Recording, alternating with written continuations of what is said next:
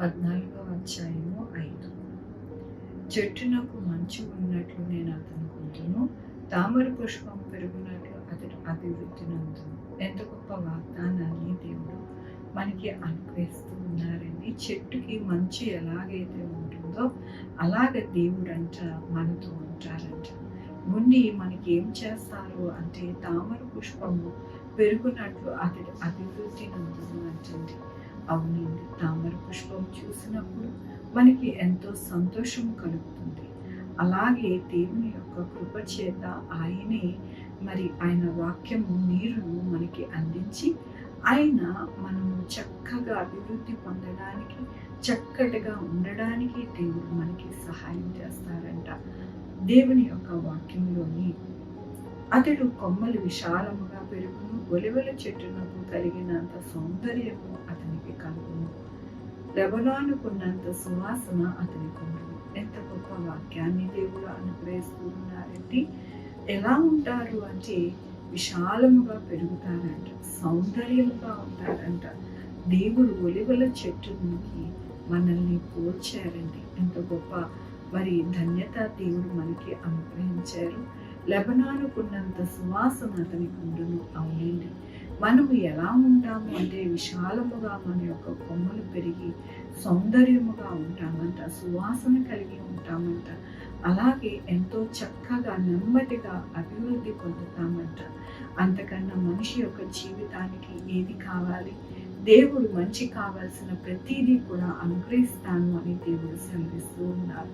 సువాసన అనగా మన యొక్క జీవితాలు చూచినప్పుడు అనేక మందికి దేవుడి యొక్క కృప ఎలాంటిది అని వారు దేవుణ్ణి కృతజ్ఞత చెల్లిస్తారు. మన యొక్క కొమ్మలు విశాలం అవ్వడం అంటే మన బిడ్డలు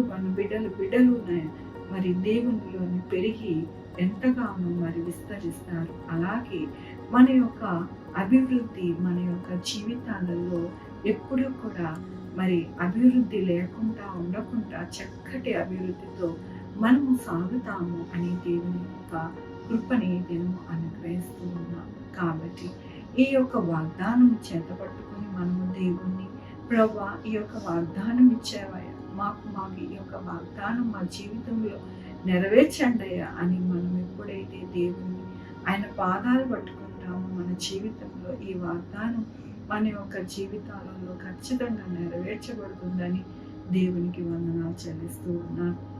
ఈ దినం నా పుట్టినరోజు, పెళ్లి రోజు, అనేక శుభదినాలు చేసుకుంటున్న వాళ్ళందరికీ కూడా నిండారిగా శుభాకాంక్షలు తెలియజేస్తూ ఉన్నానండి.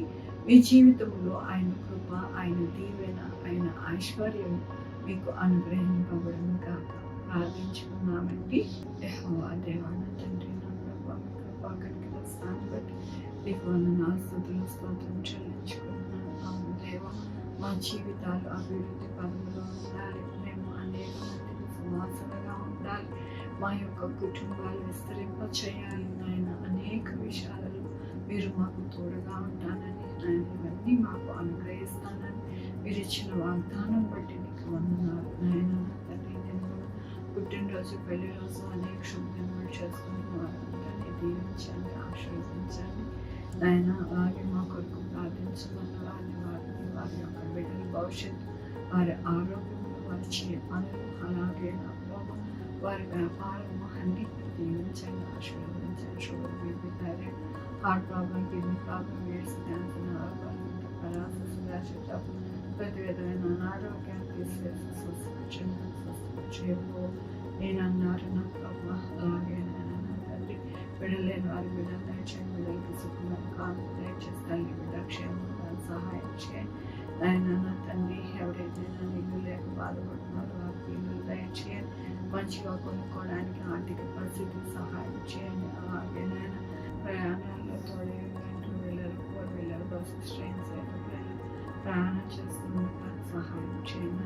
ఎవరికైతే ఆర్థిక పరిస్థితి ఇబ్బంది ఉందో వారందరికీ ఆర్థికంగా నేను ఎటువంటి ఇబ్బంది లేకుండా సహాయం చేయండి. నా ప్రభు నాయన, ఎవరైతే మీకు మాట్లాడుతూ ఉన్నారో మీరు ఆలోచించి వారికి ఉత్తరం ఇవ్వండి.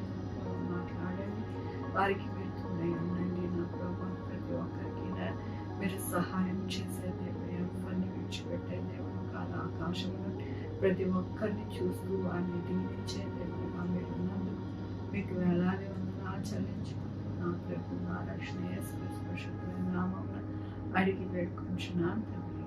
ఆమె తండ్రి కుమార పరిశుద్ధాత్మ సదాకాలం మనందరికీ తోడై ఉంటున్న ఆమె.